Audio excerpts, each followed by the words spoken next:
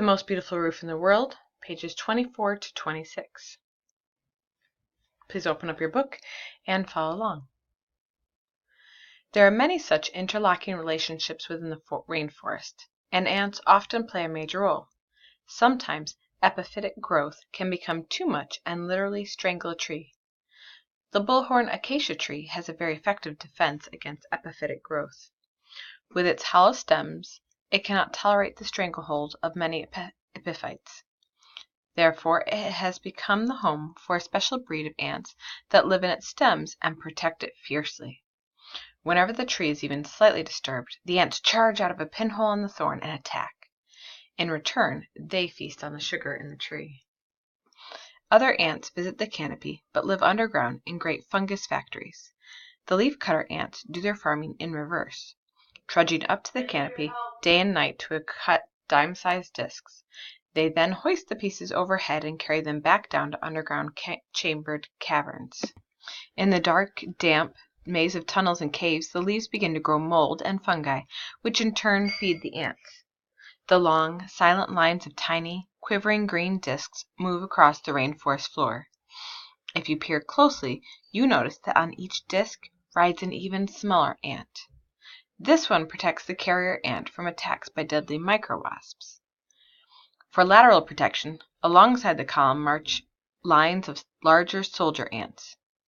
Each leaf disc, no bigger than a dime and only a fraction of a gram in weight, must get to the fungus factory. Once there, other ants will check the leaves to see if they are right for the kind of fungus the ants are producing. If they are not, the discs are discarded and the ants must turn around and climb 100 or more feet into the canopy again in search of the right kind of leaf. Meg carefully edges her way toward a bromeliad, another kind of epiphyte. An owl butterfly alights on a leaf, then flutters off. A dragonfly hovers like a small jeweled helicopter. At the end of this branch lies a world within a world, a pond within the canopy, a pool hovering mid-air within a bromeliad. Bromeliads have spiky leaves, which form a fibrous hollow tank. The outer leaves are bright green, but often the inner leaves are a fiery red and erupt like tongues of flame from a volcano. Rather than lava, however, there is water, and within the water there is life, the larvae of mosquitoes and the tiny tadpoles of a frog, temporarily using the plant's pond as a nursery. The tadpoles, hatched on the ground, slithered onto their mother's back. She then began the long climb in the canopy in search of one of these water nurseries. Other creatures lurk in the overlapping leaves of the bromeliad. In this bromeliad, Meg finds no frogs. Maybe the frog and its tadpoles have been eaten by the little venomous snakes she spots coiled among the outer leaves. Perhaps sensing her presence, it slips out of the bromeliad and scrolls across a nearby philodendron leaf, and then holds perfectly still. With its pretty chain-patterned skin, it appears like a beautiful necklace flung out of nowhere. There is a blur of movement in the corner of Meg's eye. A sudden dark design appears from deep within the bromeliad. It is a tarantula.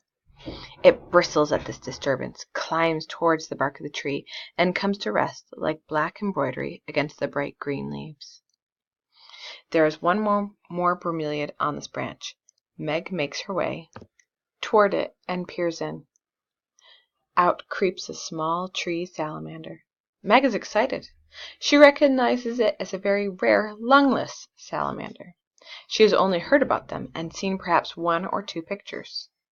Because of their rareness and their inaccessibility in the canopy, these salamanders with their suction cup feet are one of the canopy's most mysterious inhabitants.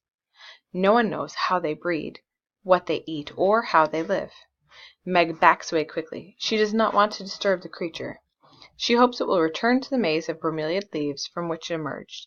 This is the surprise she's been looking for to show her boys. I'll pause here.